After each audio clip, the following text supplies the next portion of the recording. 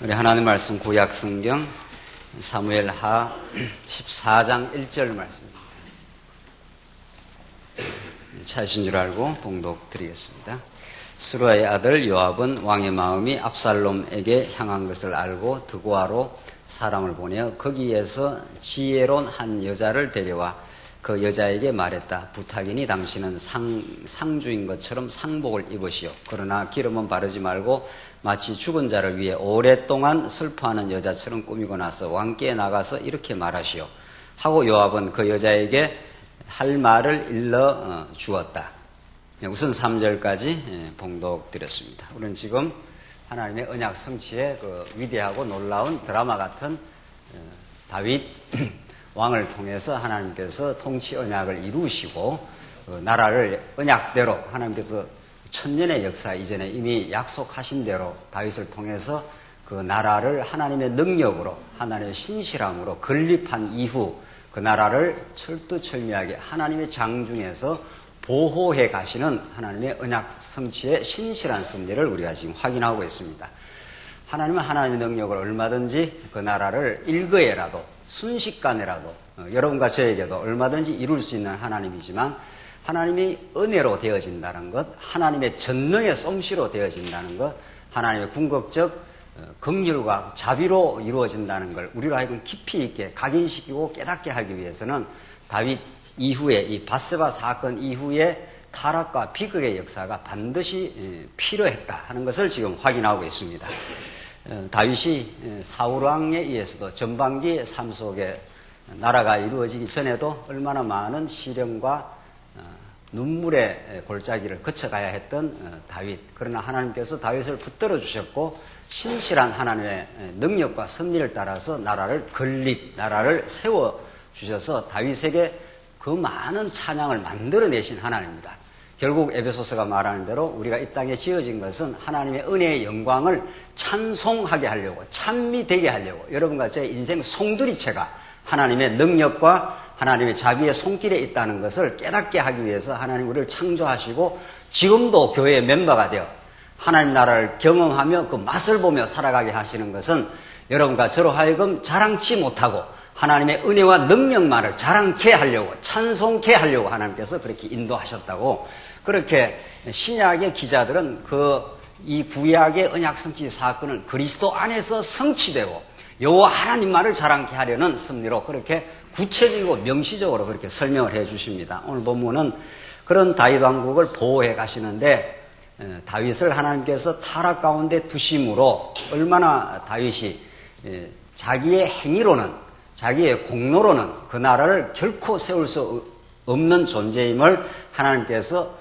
주지시키고 각인시킨 다음에 하나님께서 비극의 역사를 통해서 아픔의 역사를 길게 지금 끌어가고 있습니다. 이 역사의 의미가 우리 인생의 역사의 의미이고 하나님께서 은혜로만 되어진다는 것을 깊이 다윗을 하여금 깨닫게 하십니다. 다윗이 범죄했죠. 다윗의 범죄는 간음했죠. 자기 뜻을 실현하기 위해서 자기 의를 보호하려고 충신했던 자를 은밀한 계획, 주도 면밀한 계획에 의해서 제거했지 않습니까? 이건 하나님을 업신여기며 자신이 하나님과 같이 되고자 하는 어리석음이었다는 것을 이제 폭로시키고야 맙니다. 하나님께서 나단 선지자를 통해서 바로 너가 바로 그 사람이다. 이 음성이 여러분과 저에게 그대로 피할 수 없도록 하나님께서 우리를 찔러 들어오는 것입니다. 그런 다음 하나님께서 진노하시고 사랑의 징계를 하신 다음에 이제 첫 아이가 죽는 비극의 역사를 거치고 둘째 아이 솔로몬을 통해서 하나님은 그 나라를 계승시켜 가겠다. 너의 그 범죄의 과정을 통해서 하나님이 왕국을 계승시켰다. 그래서 다시는 너 자랑을 하지 못하도록 내가 만들겠다는 하나님의 의지 표명이 여디디아라고 하는 하나님께 사랑받는 자라 솔로몬을 그 별명을 붙여주고 하나님께 역사를 해가십니다. 우리 지난 시간 확인한 대로 그런 위로 이후에 랍바성을 다윗이 밧세바를 범하고 우리아를 주도 면밀하게 제거시키는 그 성이었습니다. 부하들이 전쟁 같은 그 랍바성에 하나님께서 이제 요압을 통해서 요압이 승리한 다음 다윗이 이겼다고 해주려고 하나님께서 요압으로 하여금 다윗을 불러온 사건이 있지 않았습니까? 그래서 랍바성에서 이제 승리를 하게 됩니다. 승리했을 때 다윗은 그 동일한 성입니다. 부하들이 가서 전쟁 치르고 결국 우리아를 살인 교사를 해서 죽여버렸던 그 성에서 다윗이 승리하게 됩니다. 이 하나님의 기가 막힌 승리, 다윗은 그 승리를 도저히 자기의 승리라고 할 수가 없는 겁니다. 바로 간음의 그 시간, 또 그 남편 우리아를 주도 면밀하게 제거시킨 바로 그 성입니다. 그 당시에 그 성에 가서 하나님이 하필 그 성에 가서 승리를 맛보게 하도록, 그래서 다윗으로 하여금 영원히 나의 승리가 아닙니다. 나의 의로움이 아닙니다. 나는 그랬습니다. 그러나 하나님이 언약에 신실하셔서 이 승리를 맛보게 했습니다. 라고 많이 다윗이 찬양을 했을 겁니다. 또 그 기록이 시편에 너무도 많이 나와 있습니다. 하나님이 우리의 죄를 감찰하실진데 누가 하나님 앞에 설 수가 있습니까? 사유하심이 당신께 있사오니 하나님의 은혜의 영광을 찬미할 뿐입니다. 이것이 다윗이 많이 불렀던 노래입니다. 그 노래를 여러분과 저로 하여금 부르게 하시려고 우리의 질곡의 역사, 우리가 몸부림쳤던 범죄의 역사, 아무도 모르는 우리 내면의 은밀한 죄악됨, 그걸 하나님께서 작정하시고 허락하신다는 겁니다. 그걸 우리가 깊이 깨달아가는 것이 지금 사무엘하, 우리가 봤을 때는 사무엘하 이 뒷장면, 밧세바 사건 이후에 그 자식들의 동일 범죄, 똑같은 간음과 살인이 동일하게 일어납니다. 그것이 계속해서 일어남으로써 다윗으로 하여금 그들을 정죄할 수 없고 바로 그들의 죄가 자기의 동일 죄라는 것을 기억나고 깨닫게 하시려고 그렇게 하시는 겁니다. 14장 오늘 본문의 말씀은 이제 압살롬과의 관계 문제인데, 하나님께서 이제 아살롬과 지금 소원해졌지 않습니까? 압살롬이 똑같은 주도 면밀한 계획에 의해서 자기 또 배다른 아들이었던 암논을 제거를 시킵니다. 그것을 다윗으로 하여금 경험케 하시고 다윗이 많이 슬펐다. 다윗은 자기 아들 때문에 지난 시간 37절 날마다 슬퍼했다. 얼마나 고통의 시간을 그쳤겠습니까? 그 고통의 시간을 그치도록 하나님께서 하신 다음에 오늘 14장 전체의 내용은 요압이라는 자가 등장합니다. 이게 하나님의 언약 성취의 드라마인데, 하나님께서 모든 각본을 세워놓으실 때 언약 성취의 드라마에 주연급 배우가 있고 꼭 이제 조연급도 있고 엑스트라도 있는 거죠. 지금 요압 같은 자들은 이제 하나님이 다윗으로 하여금 압살롬을 다시 데리고 오도록 이렇게 이제 중간에 중재를 합니다. 그러니까 이 모든 것들이 하나님의 치밀한 각본과 계획대로 착착 지금 진행되고 있다. 다윗이 볼 때는 다윗이 자기가 주도 면밀하게 이렇게 하는 것 같아도 하나님이 위에서 다 보시고 다윗 훨씬 위에서 주도 면밀한, 그야말로 주도 면밀한 계획 가운데 하나님의 역사를 만들어 가십니다. 우리 지난 시간에 하나님께서 다윗으로 하여금 이제 너희 집에서 칼이 떠나가지 않는다, 재앙이 있다, 이렇게 예언한 대로 이제 그것을 하나님이 실현해 가야 되는데, 다윗이 이미 벌써 암논 사건을 겪으면서 딸이었던 다말이 몸을 버렸고 암논이 죽었고, 이거 뭐지 피비린내 나는 이제 집안의 그 고통의 역사가 시작됩니다. 이쯤에서 끝날 수 있을 것 같은데 그렇게 끝나질 않습니다. 이제 끝까지 가는 겁니다. 끝까지 바닥을 치도록.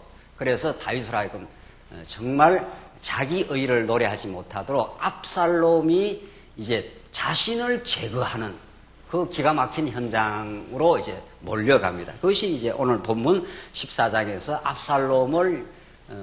압살롬이 이제 떠나갔지 않습니까? 암논을 죽이고 도망을 친 거예요. 도망을 친 건데 다시 데려오는데 다윗은 실제로 데려올 생각이 별로 없어요. 그랬으면 이제 이 압살롬으로부터 축출당하는 역사가 없는 거죠. 그런데 요압이라고 하는 그 군대 장관 아닙니까? 요압이 이미 그 앞에서 보면은 아주 세력이 강합니다. 그래서 다윗이 요압을 어떻게 할 수 없었다 이런 말이 나오고, 결국 요압이 나중에 솔로몬 때 이제 그 숙청을 당합니다.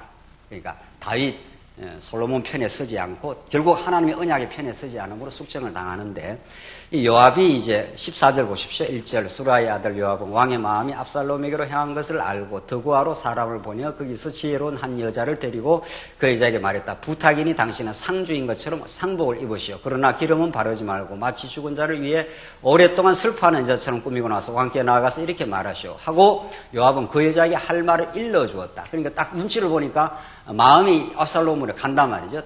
왕이. 그러니까 요압은 하나님의 뜻을 이룬다 이런 뜻이 아닙니다. 여기서 그게 결국은 하나님의 뜻을 이루는데 왕의 마음이 어디로 가는가를 이렇게 봐서 이제 중간에서 중재를 한 겁니다. 압살롬을 좀 데리고 옵시다. 이렇게 중재를 하기 위해서 한 지혜로운 여인을 등장시켜 가지고 이제 계책을 마련해 가지고 다윗에게 파고듭니다. 그게 이제 14장 전체의 그 내용입니다. 14장 전체 내용이 그렇습니다. 그래서 4절로 17절까지는 요압의 책략에 따라서 드고아 여인이 비유로 다윗을 설득을 해냅니다. 여차 내 아들이 한 사람이 죽었는데 다른 이렇게 죽였는데 온 집안이 들고 일어나가지고 저놈이 잘못했으니까 저놈 남은 그 아들도 죽여야 됩니다. 이렇게 해서 아주 어려운 일을 하나 꾸며가지고 다윗에게 가서 이거 어떻게 해야 됩니까? 우리 두 아들이 다 죽게 생겼습니다. 그러니까 다윗이 그렇게 하지 말라. 그렇게 말한 사람을 내게 데려오라 하면서 다윗이 이제 용서하고 내 아들의 머리카락이 하나도 땅에 떨어지지 않을 것이다. 이렇게 해서 이제 해줍니다. 그 말이 떨어지자마자 이제 드고아 여인이 다윗이 한 말을 딱 빌미 잡아가지고 당신이 지금 그렇게 하지 않느냐 이렇게 해서 당신이 그 압살롬이 이제 잘못해갖고 떠나가 있는데 이제 이같이 죄인처럼 저렇게 멀리 떨어져 있으면 되느냐 이렇게 해서 데려오도록 하십시다. 한번 보십시오. 17절 보십시오. 16절 보실까요? 곧 왕께서 들으시고 나와 내 아들은 하나님의 유업에서 끊으려는 자의 손에서 왕의 여종을 구원해 주실 것입니다 라고 생각했기 때문입니다. 또 왕의 여종은 내주 왕의 말씀이 내게 위로가 될 것이라고 생각했습니다. 이는 내주 왕께서 하나님의 천사같이 선악을 분별하시기 때문입니다. 여호와 왕의 하나님께서 왕과 함께 하시기를 원합니다. 왕을 막 잔뜩 칭찬을 해주고 당신이 판단을 내린 것처럼 두고 한 어떤 내 아들이 잘못해서 온 사람들이 잘못한 아들까지 죽이려고 하면 다 내가 너무 정말 내가 기댈 데가 없지 않습니까? 이러면서 그 말을 빌미로 해가지고 다윗이 암논을 죽이고 멀리 떠나가 있는 압살롬을 좀 데려올 수 있는 그런 계기를 이제 만든 겁니다. 만드니까 왕이 그때라 딱 눈치를 챕니다. 이 여자가 지금 나와 압살롬의 관계를 알고 누군가가 요 계책을 만들어 가지고 내한테 말을 넣어주는구나. 이걸 이제 다윗이 알아차립니다. 알아차려서 18절 왕이 그 여자에게 대답하여 말하기를 내가 내게 묻는 것을 내게 숨기지 마라 하니 그 여자가 말하기를 내 주 왕이시여 말씀하십시오 라고 했다. 왕이 말하기를 이 모든 일에 요압이 너와 함께 하였느냐라고 하니 그 여자가 대답하여 말했다. 왕의 살아계심을 두고 맹세합니다. 내 주 왕이시여 내 주 왕께서 말씀하신 것을 자로나 우로나 옮길 자가 없습니다. 정확합니다. 이 말이죠. 참으로 왕의 종 요압 그가 내게 명령했고 그가 이 모든 말들을 왕의 여종의 입에 넣어 주었습니다. 왕의 신하 요압이 일의 형편을 바꾸려고 이 일을 행한 것이나 내 주께서는 하나님의 천사처럼 지혜로우시니 왕에 있는 모든 것을 아십니다. 이렇게 해서 지금 하나님의 언약 성취의 드라마에 다윗이 주연급 배우로 등장하고 어떻게 됩니까? 그렇죠? 자, 여기에 이제 압살롬이 있고 여기에 요압이 이제 들러붙습니다. 그러니까 하나님이 지금 주권적인 섭리 가운데 요압이 없었으면 다윗과 압살롬이 소원한 상태에서 끝나는 겁니다. 그냥 이렇게. 압살롬이 누구를 죽였습니까? 암논을 죽였지 않습니까? 그러니까 암논은 다말을 취했고 이복 동생이 다말을 취하고 요때도 암논이 다말을 아주 연모를 해가지고 병이 날 정도로 있었다. 그런데 암논의 친구는 요나답이 있었지 않습니까? 요나답이 이자가 아주 간교한 자라 그랬습니다. 이자가 우리 지난 시간에 다 잊어버렸습니까? 요나답이 이렇습니다. 그러니까 대충 원리를 아시면 되는 겁니다. 그러니까 하나님의 그 주연급 배우는 다윗인데 다윗의 아들이 양아들이 있지 않습니까? 암논도 아들이고 압살롬도 아들입니다. 그런데 암논이 다말을 이제 연모를 해가지고 병이 날 정도로 있었는데 어떻게 할 수가 없었는데 이런 자가 등장을 하는 겁니다. 그러니까 어떤 일이 이루어지려면 다윗의 아들들이 타락하고 비극의 역사로 가게 되려면은 하나님이 그렇게 치밀한 주도 면밀한 계획과 각본이 딱 되어 있기 때문에 착착착 진행이 됩니다. 이걸 누가 막겠어요? 그래서 하나님께서 지금 나라를 건립하시고 언약에 근거해서 모든 건 언약에 근거해서 하나님의 영원한 작정과 언약에 근거해서 나라가 건립되고 뭐 이렇게 해서 나라까지 다 통치 언약이 다 이루어지지 않습니까? 그러면 여기다가 The End 모릅니까? 영화가 이렇게 이렇게 영화가 끝나야 되지 않겠어요? 이렇게 해서 딱 끝나면 하나님이 이미 다윗도 얼마나 많은 시련도 겪히고 하나님이 정말 나라까지 세워줬으니까 하나님의 영광이 이 다윗 왕을 통해서 끝났습니다. 해서 이렇게 영화가 끝나야 되는데 이렇게 끝나지 않고 이렇게 된단 말이죠. 여기에 하나님이 보호인데 보호는 어떤 가운데 보호가 되는가 하면 타락과 비극. 이 타락과 비극 가운데 하나님이 언약대로 보호해 주시다. 이걸 꼭 겪게 한다는 겁니다. 이걸 타락만 하는 게 아니고 비극을 겪게 해요. 정말 가슴 아픈 일들을 다윗이 많이 겪습니다. 정말 많이 겪습니다. 그래서 많이 울고 거꾸러지고 하나님이 주시는 위로를 경험하도록 하나님께서 그렇게 하시는 거죠. 그래서 이 요나답 같은 이 아주 간교한 친구, 또 암논이 요나답과 친구가 되도록 이미 창세전부터 예비된 인물이에요.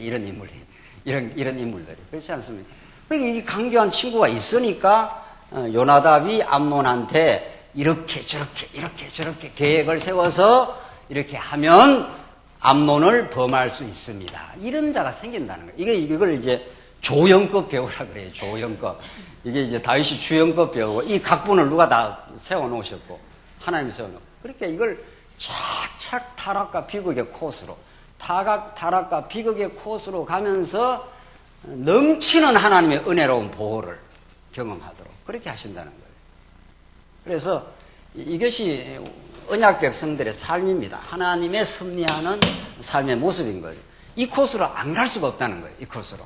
우리 같으면은 뭐 타락도 안 하고 에덴 동산에서 잘 먹고 잘 살아서 얼마나 좋을까 하지만 하나님께서 선악과를 주어 타락케 하시고 쫓아내시고 비극의 역사를 하나님께서 겪도록 이 땅 위에 하나님께서 그렇게 하신다는 거예요. 그 비극을 거치면서 애통의 과정을 거치면서 영원한 천국만을 소망하도록 이 땅에서 하나님의 영광에 의해 사는 것이 참된 행복이라는 걸 깨닫게 하기 위해서 하나님 떠나면 얼마나 비극인지를 하나님 떠나면 얼마나 그것이 굶주림인지 갈증인지를 느끼게 하려고 탕자로 하여금 나가게 하셨다. 지금 요나답이 그래서 등장했고 요압이 그래서 등장을 하는 겁니다. 이 요압이 요자 붙은 게 이게 문제예요. 요나답, 요압. 그러니까 요압이 그냥 이렇게 놔뒀으면 다윗이 이쯤에서 일이 끝날 수 있는 일을 끝내질 않습니다.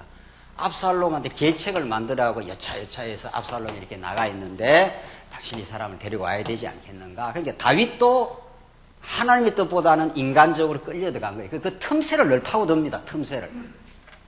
그 틈이 또 생겨요. 틈이 생기니까 틈을 파고 들어오면서 요압이 다윗을 치고 들어온 거죠. 그러니까 이게 요압이 했구나. 이렇게 해서 일이 압살롬을 데려. 그러니까 이 미지근한 용서입니다. 이게 제대로 된 용서가 아니에요. 진짜 이게 용서가 아니에요.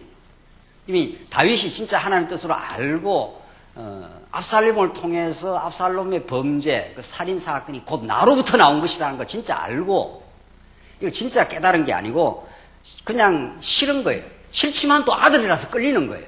이런 그 모순과 딜레마, 이게 우리 타락된 인간의 어쩔 수 없는 모습입니다. 그걸 경험시켜 가면서 정말 모순 없는, 딜레마 없는 예수 그리스도 안에 통합된 그 진리를, 천국을 우리에게 맛보게 함. 다윗도 어쩔 수 없는 거예요, 지금. 그래서 두고와 여인이 와서 이렇게 책략을, 요압이 다 이렇게 책략을 만들어서 왔지 않습니까? 그러니까 이제서라야 이제 알았습니다. 아하, 이게 요압이 시킨 일이구나. 그래서 19절 왕이 말하기를 이 모든 일에 요압이 너와 함께 하였느냐라고 하니 그 여자가 대답하여 말했다. 왕의 살아계심을 두고 맹세합니다. 이건 읽었죠? 21절. 왕이 요압에게 말하기를 보아라 내가 이 일을 시행할 것이니 가서 그 아이 압살롬을 데려오느라 하므로 요압이 자기 얼굴을 땅에 대고 엎드려 절하며 왕을 위하여 복을 빌고 말하기를 내 주 왕이시여 왕의 종이 청한 일을 왕께서 행하시니 오늘 제가 왕 앞에서 은혜를 입은 것을 왕의 종이 알겠습니다 라고 하였다. 이게 요압이 자기 그 기획대로 된 겁니다. 이게 기획대로 돼서 하나님이 왕 앞에 내가 은혜를 입었습니다 하면서 23절 요압이 일어나 거슬러 가서 압살롬을 예루살렘으로 데려오니 그렇지 않습니까?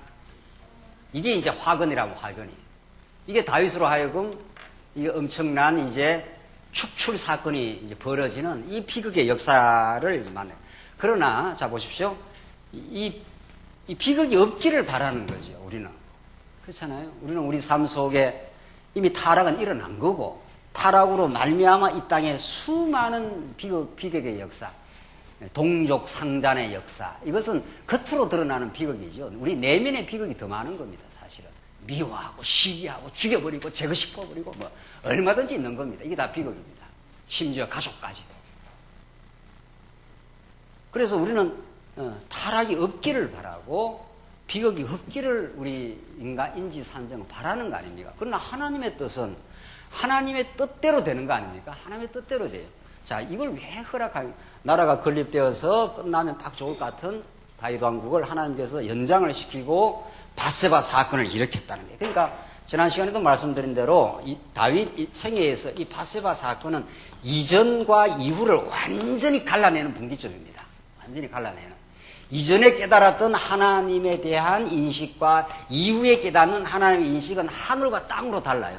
그래서 성경은 그야말로 점청적이에요. 점청적. 가면 갈수록 깊어지는 하나님의 역사라는 거예요. 만약 이걸 우리가 못 깨닫는다면 사무엘 상하를 길게 읽을 이유가 없는 겁니다. 가면 갈수록 하나님의 깊고 긍휼과 자비가 점점 드러나고 있는 거죠. 여러분과 제 인생에. 그래서 하나님은 실숙해 한다는 겁니다. 이 교육학에서 실수를 통해서 깨닫게 하는 것이 교육의 가장 체험적으로 유익하다. 이 교육학에서 계속 밝혀내는 여러 가지 이론들인데 하나님은 교육학의 대가예요. 그야말로. 교육의 그야말로 하나님이야말로 교육의 교육자예요. 진짜. 이 밧세바 사건 이전에 다윗이 하나님을 알아서 찬송했던 거하고는 비교가 안 되는 다윗이 완전히 상한 심정으로 거꾸러지고 죄인 중에 내가 잉태해서 태어났고 당신이 붙들어 주지 않으면 내가 회복될 수가 없습니다.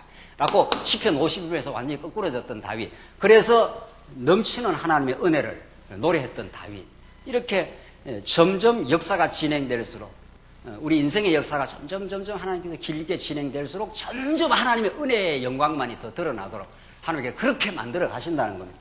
그래서 이 타락과 비극의 역사, 압살롬과 다윗이 소원했긴 했지만은 그냥 압살롬이 멀리 망명을 가버렸으니까 이 요압이 등장을 안 했으면은 요압이 계책을 부려서 이 중재한답시고 요압은 자기 나름대로 또 꿍꿍이가 있는 겁니다. 압살롬이 워낙 인기가 좋고 여기 붙으면 좋겠다 이렇게 판단했을 수도 있고 그래서 이런 조연급 배우들이 우리의 언약 성취의 드라마에 등장한다는 겁니다. 그렇게 등장해서 그 코스로 정확하게 가는 겁니다. 그래서 이걸 데려와 가지고 압살롬이 다윗을 축출해내는 이 기가 막힌 역사. 그러나 이 비극의 역사가 없었더라면 하나님이 보호하신다는 것을 다윗이 깊이 못 깨닫습니다.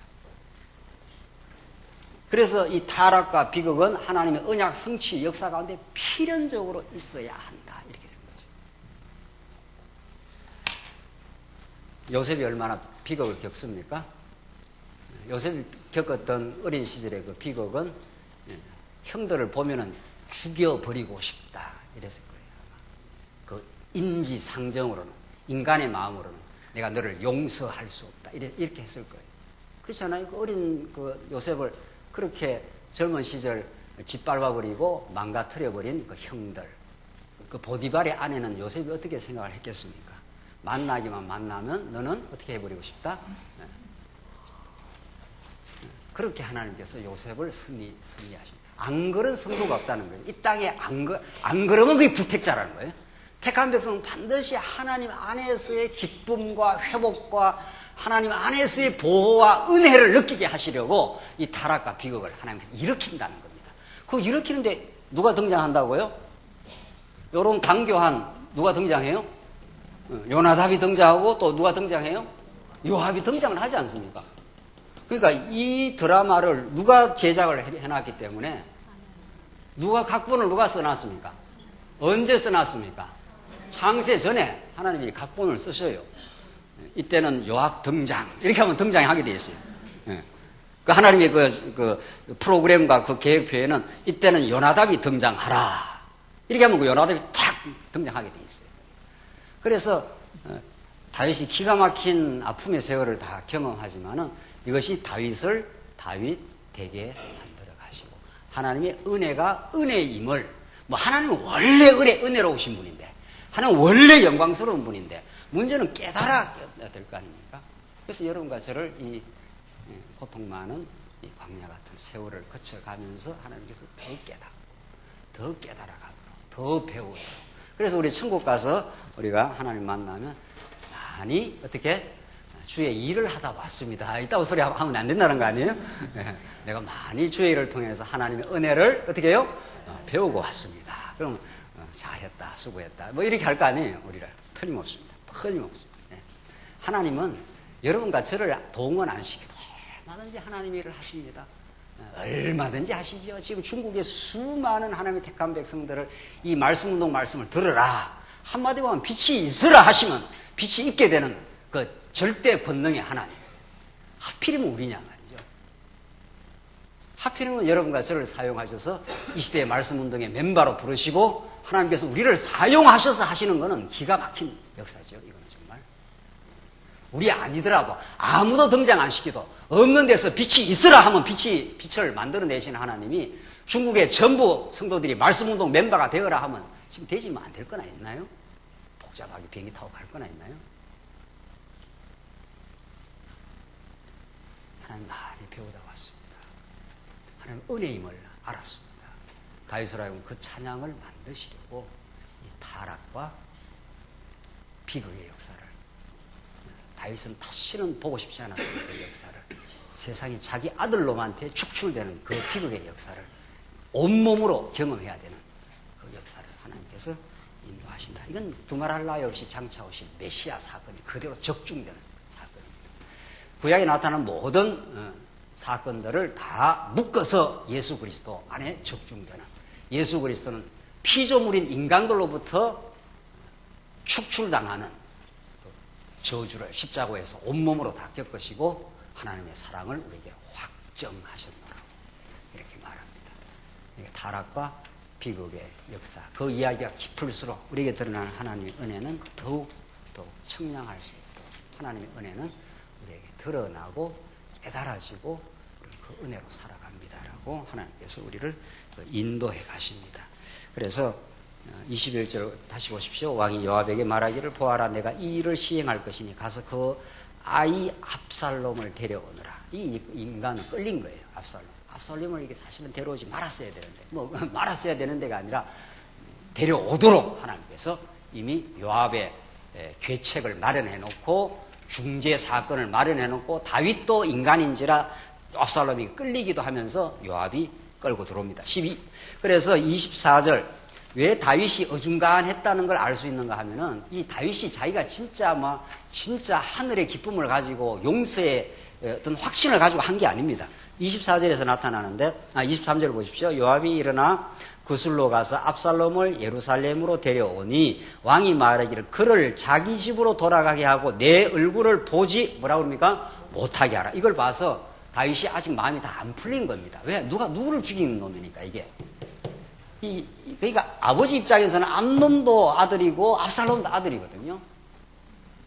열 손가락 깨물어서 안 아픈 아들이 있겠어요? 그러니까 이 압살롬이 괴계를 부려가지고 암논을 지금 아주 계획적으로 죽여버린 거 아닙니까?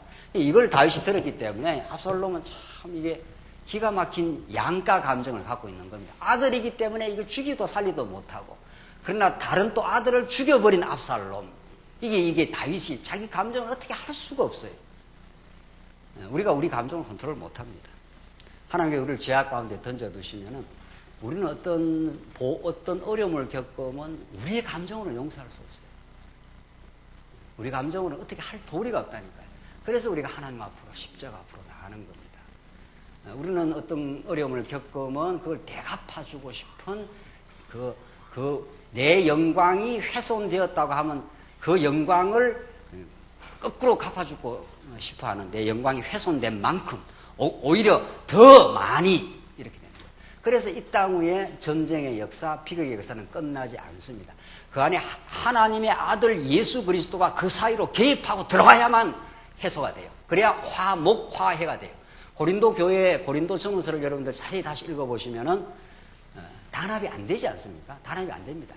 인간은 만나면 자기 경쟁을 하게 되어 있습니다. 그랬다가 하나님께서 화해와 협력의 복음, 화해의 원천이신 예수 그리스도를 이 땅에 하나님과 인간의 막힌 담을 흘러버리고 이 땅에 찾아오신 그 예수 그리스도 사건을 통해서만 우리는 하나님의 은혜를 경험하게 되고 하나님과 화목하게 됩니다. 우리가 하나님과 원수였던 인생들이니까, 하나님을 제거시켜버리고 싶은 인생이니까. 그래서 니체만 니체주의자가 아니라는 겁니다. 모든 인간은 자기 영광을 위해서 신을 제거하고 옆에 사람도 제거하고 싶은 게 인간인 겁니다. 그런 인간의 본질을 하나님 말씀이 위로부터의 계시의 말씀, 선지자의 음성으로 들려주기 때문에 이걸 우리는 복음이라 한단 말이죠. 세상 어디에서도 인간의 본질을 그렇게 규정하지 않습니다. 왜 그렇게 규정하는가 하면은 그러고 나서 하나님께서 이미 예수 그리스도를 창세전에 예비시켜 하나님의 은혜의 영광을 찬미하게 하려고 하나님께서 그런 코스로 간다는 거예요. 자기 안에서 뭔가 괜찮은 것이 있다고 생각하는 만큼 아직 예수를 안 믿는 겁니다. 하나님은 예수만 믿게 하시려고, 예수 안에 모든 것이 있다는 걸 깨닫게 하려고 그렇게 하나님께서 인도를 해 가신다는 거죠. 그래서 지금 다윗이 압살롬과 어중간한 미적지근한 지금 화해를 한 겁니다. 제대로 돼. 이것이 이제 화근이 되는 거죠. 현실적으로 화근이 되는 거죠.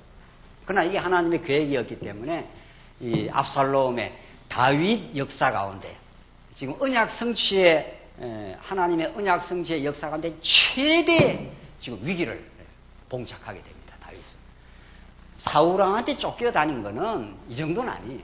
그러니까 바세바 사건 이후에 다윗이 겪어야 됐던 시련, 비극, 그 마음의 아픔, 이것은 인간이 겪을 수 있는 극한을 하나님께서 이제 겪게 하십니다. 그래서 내 얼굴을 보지 못하게 하라 하므로 압살롬이 자기 집으로 돌아가고 왕의 얼굴을 보지 못했다. 돌아오는 것까지는 허용을 했는데 진짜 화해는 됐습니까? 안 됐습니까? 안 된다는 거예요. 이게 지금 이 어중간한 상태가 지금 계속 이어져 가면서 이제 압살롬이 점점 이제 세력을 키워가는 그런 장면이 있습니다. 25절로 넘어가시면 25절. 자, 25절로 넘어가면 이제 이런 미적지근한 용서와 수용. 그러니까 진짜 신앙적으로 한 건 아니에요, 사실은. 요압이 중간에서 괴책을 부려서 이런 일이 만들어짐으로 이제 비극으로 가는 전초전입니다, 이게. 다윗 왕국이. 그래서 14장 25절로부터 19장 8절은 이제 본격적인 다윗 왕가의 최대 위기로 지금 몰려가는 장면이 지금 압살롬의 반역 사건으로부터. 자, 하나님의 압살롬을 어떻게 만들어 놨는가 하면 25절 보십시오. 이게 반역이 돼야 될 거 아니에요, 이게. 압살롬이 다윗을 축출하려고 하는 이런 반역의 역사가 되려면은 하나님이 하나님의 각본 속에 압살롬을 어떻게 만들어 놔야 되겠어요? 이게 뭐 찌질이처럼 그렇게 만들어 놓으면 이게 되겠어요? 그러면 그런 작품이 안 나오잖아요. 그러니까 하나님이 압살롬을 어떻게 만들어 놓습니까, 또? 이 반역할 만한 그런 가능성을 가지도록 하나님 만들어 놓나요? 이게 하나님의 치밀한 섭리라는 겁니다. 그러니까 어떤 일도 우리에게 되어져 가는 모든 일은 우리가 이게 옳다 그러다 할 일은 아니에요. 궁극적으로 하나님이 그렇게 하시는 거예요. 왜? 하나님의 능력으로 된다는 걸 보여주고 거기서 우리가 배울 것이 있다고 하나님께서 하기 위해서. 그러니까 어떤 일을 통해서 우리는 이 일을 통해서 이걸 배웠습니다. 하나님의 은혜를 배웠습니다. 아니면 우리가 아무것도 아님을 배웠습니다. 뭐 둘 중에 하나예요. 또 둘 다예요. 그렇죠? 그게 그러니까 우리가 무슨 일을 경험해도 배울 것이 있다는 거예요. 이게 나중에 기독교 교육학에서 계속 이야기할 부분인데 계속 안에서 배울 것을 남겨놓고 배울 게 없으면 하나님이 데려가시는 거죠. 더 배울 게 많이 배웠다 하면 데려가는 거죠. 아직도 우리를 이 땅에 남겨두는 것은 일을 하면서도 배우고 우리가 어리석음을 통해서도 배우고 어리석음을 통해서는 우리가 죄인임을 깨닫고 우리가 주의 일을 은혜의 감격을 따라서 이렇게 헌신적으로 주를 위해서 우리 믿음의 선진들처럼 죽음에까지 이르는 충성을 하나님께 그렇게 몰아가셔서 하나님의 나라와 그 교회를 위해서 우리가 충성하면 이것이 하나님이 하신 일입니다. 사도 바울이 내가 다른 사도보다 더 많이 수고하였으나 고린도전서에서 내가 다른 사도보다 더 많이 다른 사도들도 많이 수고했지 않습니까? 베드로도 예루살렘 교회도 세우고 이런저런 교회도 세우고 많이 했지 않아요? 사도 바울이 많이 했지 않습니까? 많이 환난과 고통을 많이 치렀지 않습니까? 내가 다른 사도보다 더 많이 수고하였으나 내가 한 것이 아니요 내 안에서 하나님의 은혜가 함께 함이라 이렇게. 결국은 그걸 더 깨닫게 하려고 하나님의 일도 우리를 시킨다는 거죠. 그래서 정말 그 일을 통해서 하나님을 더 배웠습니다. 하려고. 자, 그런데 이제 이 압살롬을 하나님께 등장시킬 때 이 다윗을 축출할 만한 그런 인물로 만들어 놓습니다. 자, 이래야 비극이 일어나는 겁니다. 25절. 온 이스라엘 가운데 압살롬만큼 어떻게 해요? 아름다움으로 크게 칭찬받는 사람이 없었으니 그는 발바닥부터 머리 끝까지 흠이 없었다. 성경에 세상 이렇게 칭찬을 하는 인물이 없어요?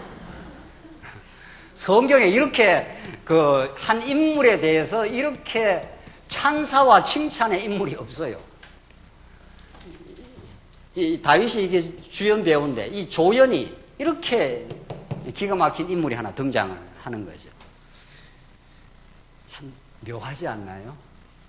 우리의 인생의 드라마가 하나님이 어떤 일이 생기려면 꼭 그 타이밍에 그 사기꾼이 등장을 해야 된다. 이런 거죠. 하필 그때에 그 사람이 딱 등장해서 그런 역사가 만들어진다. 그래서 하나님이 놀랍다. 하나님의 능력이다. 하나님의 주권적인 계획대로 됐습니다. 이게 우리의 찬양의 내용이에요. 그래서 우리는 찬양할 것밖에 없는 거예요. 내한테 그게 유리하든 불리하든 상관없어요. 인간적으로. 우리는 유리하고 불리한 건 늘 따지지만은 그 유리하고 불리한 모든 것이 나를 나대게 하는 하나님의 기가 막힌 섭리였다. 그래서 우리는 더 이상 원망할 것도 더 이상 아쉬울 것도 없다. 이 복음 안에 들어오면 세상에. 이게 천국이다. 있다고 해. 앞으로 우리의 삶 속에 시련이 있다 하더라도 하나님이 나를 더 좋게 하실 일이다. 하나님이 나를 나대게 하시는 일이다. 하나님의 은혜의 영광을 찬미하게 하는 일이다. 이게 언약 성취사가 우리에게 가르쳐준 진리예요.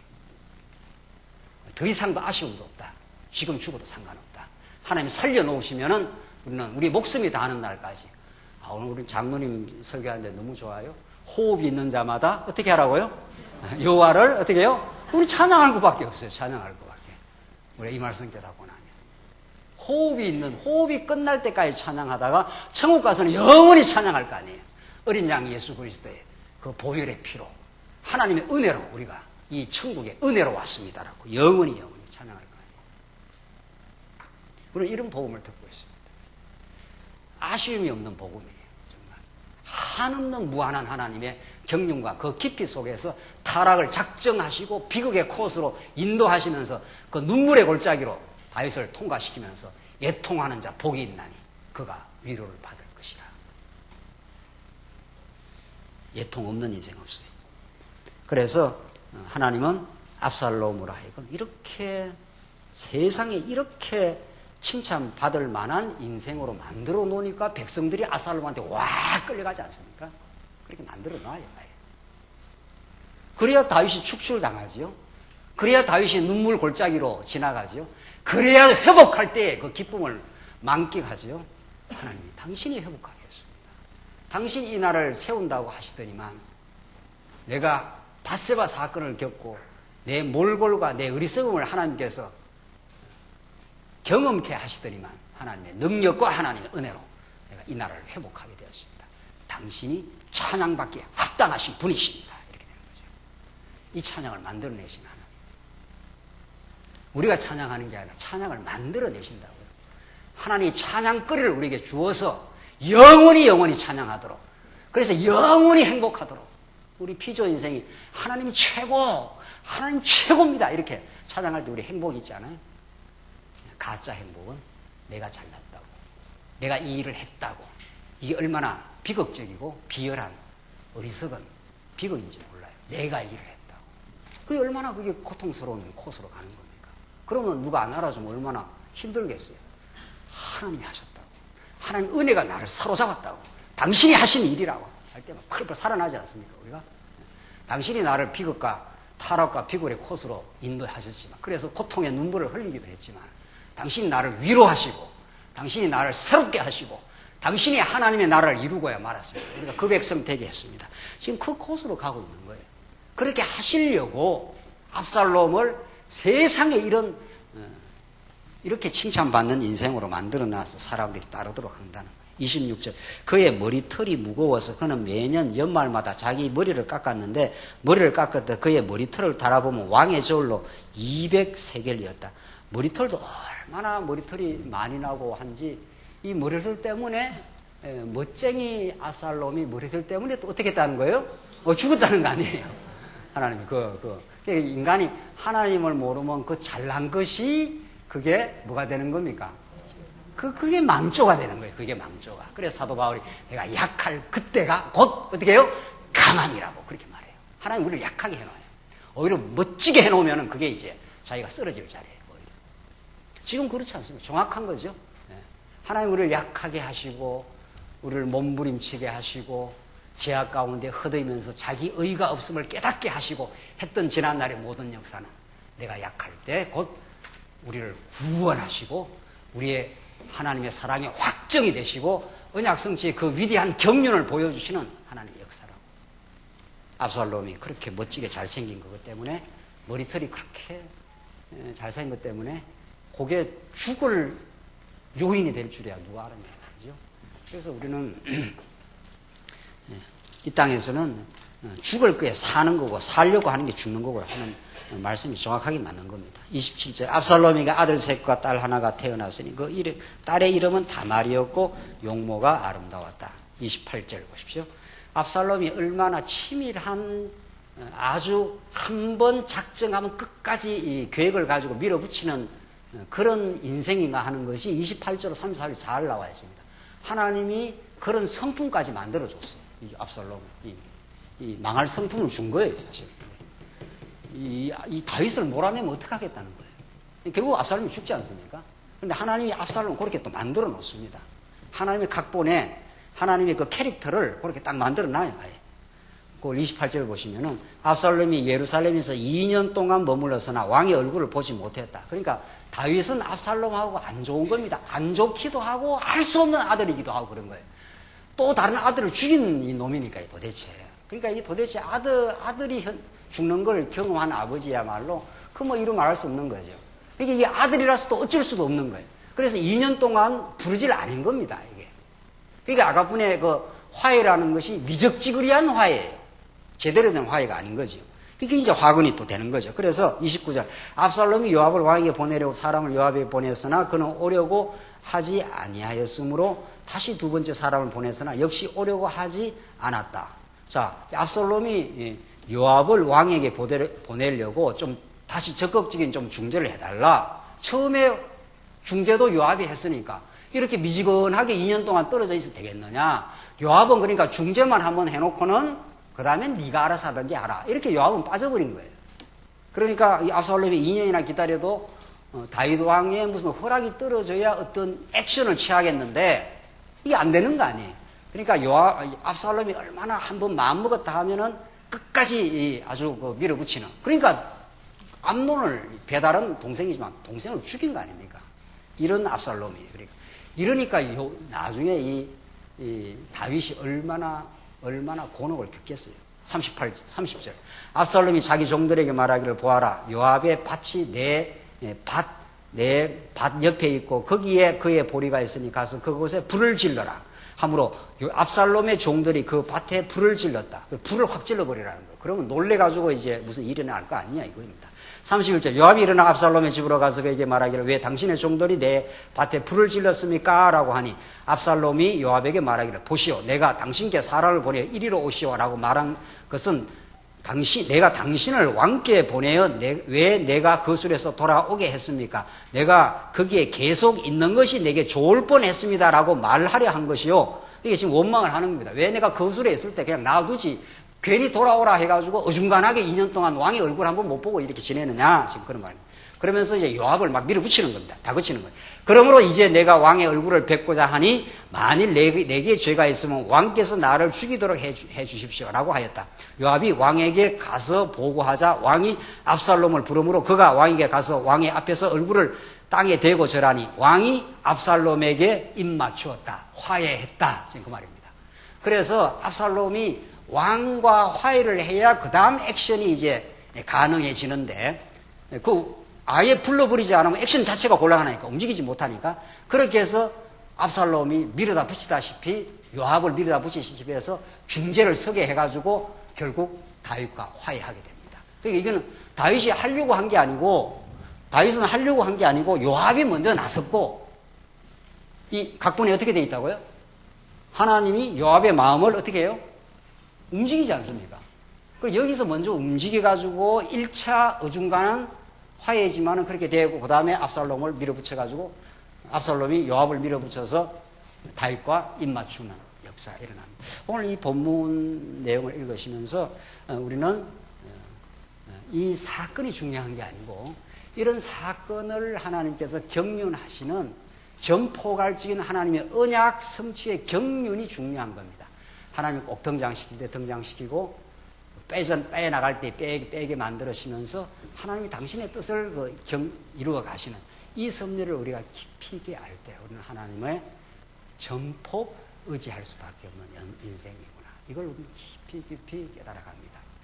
사도행전을 보시면 사도행전 제가 읽겠습니다. 사도행전 4장 27절로 28절인데 뭐라고 되어 있는가 하면은 사도들이 제가 그냥 읽겠습니다. 헤롯과 빌라도는 이방인과 이스라엘 백성과 합동하여 이게 지금 사도들이 복음을 전한다고 감옥에 때려 넣고 그랬을 때 베드로와 요한이 내가 너희들 말 들어야 하는지 하나님의 말씀을 들어야 하는지 너희들이 판단해라. 지금 이런 지금 아주 살기등등한 이런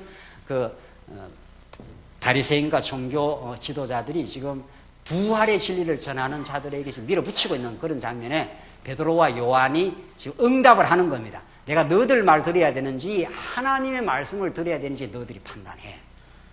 우리를 죽여. 우리는 그리스도의 부활을 확인했어. 살아나셨어. 그분은 그리스도야. 지금 그 말 아닙니까?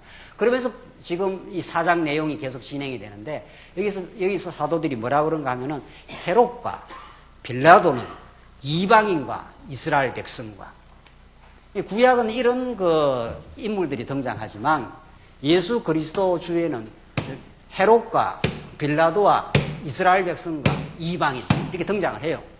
하나님의 언약 성취의 드라마의 등장 인물들이 헤롯, 빌라도, 이방인, 이스라엘 백성과 합동하여 그들이 막 일치단계를 합니다. 일치단계를 하여 하나님의 기름 부으신 거룩한 종 예수를 거스려 이들이 예수를 죽이려고 작전한 거죠. 그렇죠? 요한복음에 보면 유대인들이 예수님이 하나님과 당신이 동등한 아버지라 했다고 하나님과 동등한 걸 취했다고 해서 죽이기로 모의를 시작하고 예수님이 38년 된 병자를 안식일 날 고쳐줬다 해서 그때 그 두 제목을 가지고 예수를 이제 모의를 하지 않습니까? 이들이 합동하여 하나님의 기름 부으신 거룩한 종 예수를 거스리는 겁니다. 이 거스리는 게 하나님의 뜻을 이루어가는 거죠. 그렇죠? 이 온 백성들이 다 결탁을 해가지고 예수를 그래서 그런데 뭐를 이루려고 그랬는가? 그 본문 뒤가 중요해요. 하나님의 권능과 이 개혁 성경에 나오는 건데 하나님의 권능과 뜻대로 이루려고 예정하신 그것을 행하려고 이 성에 모였나이다. 이렇게 되어 있습니다. 구약이나 신약이나 마찬가지라는 거예요. 예수가 십자가에 죽어야 하나님의 언약이 성취되는 거 아니에요. 죽어야 또 부활을 하죠. 부활하여 하나님의 영광을 드러내시려고 예수는 죽기 위해서 온 거죠. 그 죽으려면은 가룟 유다도 등장해야 되고 본디오 빌라도 등장해야 되고 헤롯도 있어야 되고 이방인도 있어야 되고 어리석은 민중들도 있어야 돼요. 다 바라바를 내려놓고 예수를 죽이라. 이렇게 하나님께서 인도를 해가십니다. 이것은 이제 예수를 몰아가는 하나님의 각본 스타일이고 이것이 예수 그리스도 안에서 성취되고 그 다음 예수 그리스도의 제자들을 통해서 이 땅에 하나님 나라를 이룰 때는 또 다른 차원이 있어요. 예수 그리스도의 지체했던 사도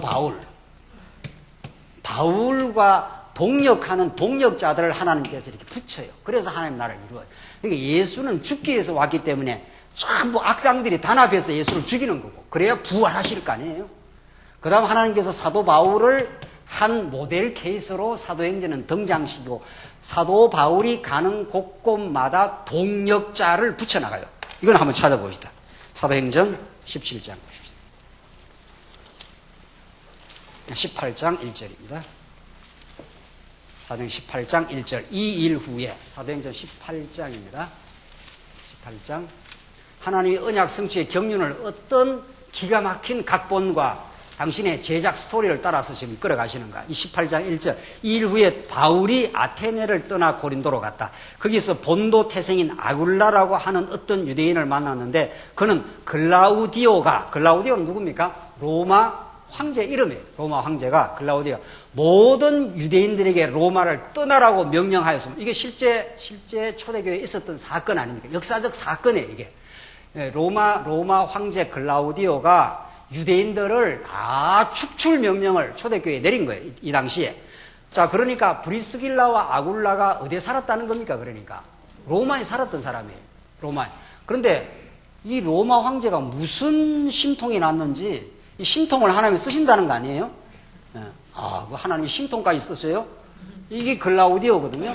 이 글라우디오가 바울의 동역자였던 누굽니까?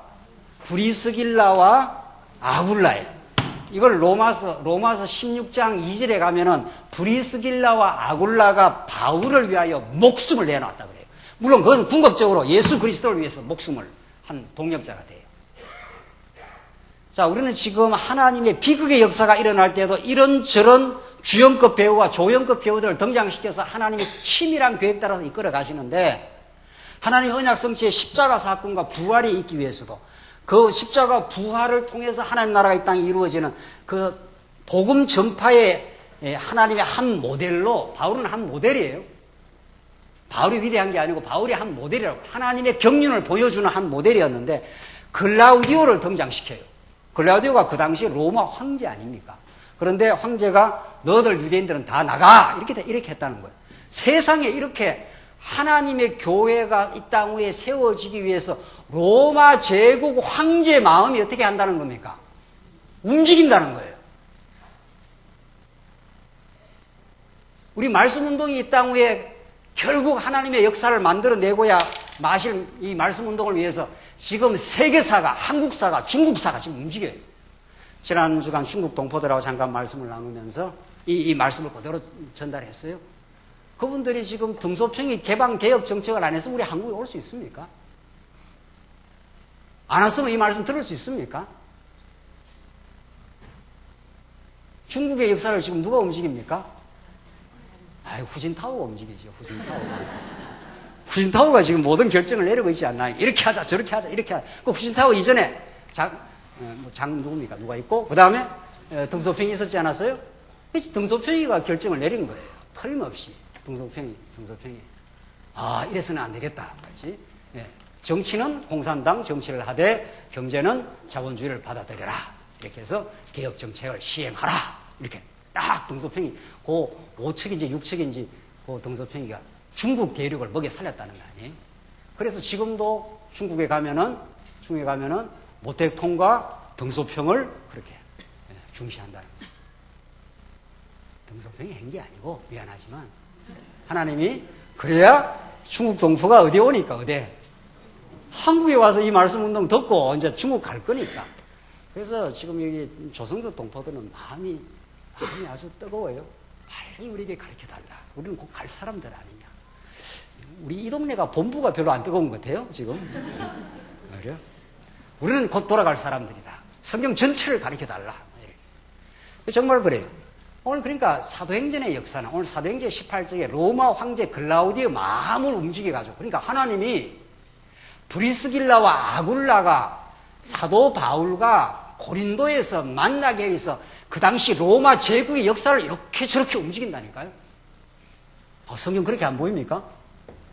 글라우디가 모든 유대인들에게 로마를 떠나라고 명령하였으므로 최근에 그의 아내 브리스길라와 함께 이탈리아에 와 있었다. 바울이 그들을 찾아갔는데 브리스길라가 아울라가 글라우디아가 나가 임마 너희들 축출돼 나가 죽어.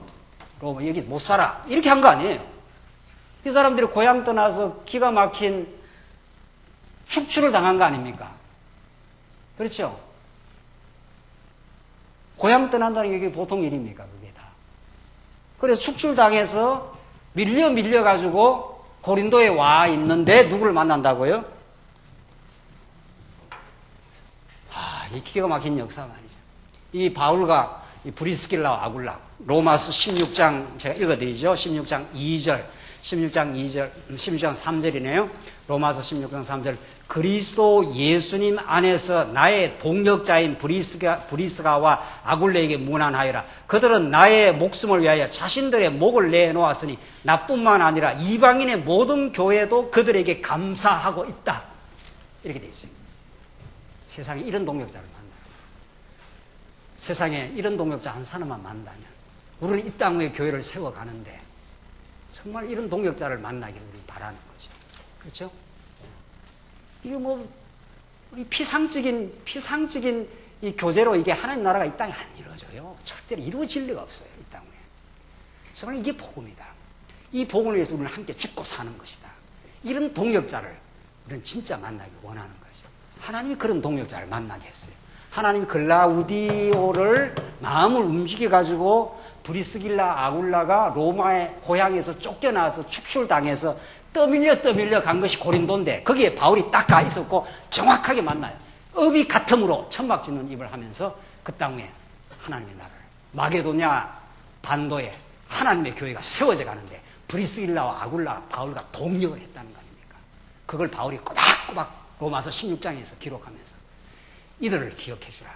이들을 통해서 하나님의 나라가 이 땅에 이루어졌다. 이들이 나와 함께 죽고 살았던 인생들이다.